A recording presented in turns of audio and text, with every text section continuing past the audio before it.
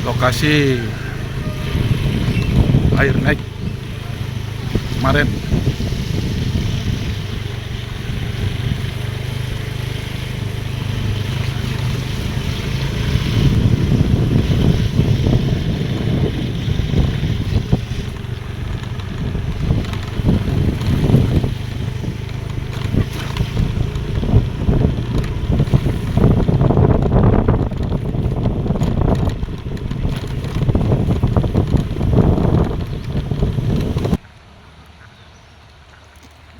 Ini tanggul yang jebol.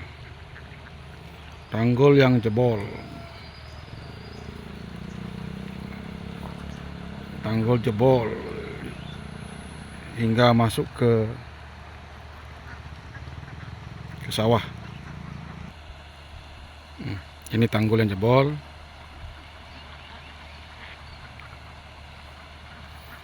Ini masuk. Oke, masuk ini sawah ini. Itu rumah, ada 11 rumah, 21 kakak, dengan kerugian 5 rumah tembok penyengker roboh. Kerugian kira-kira 200 jutaan.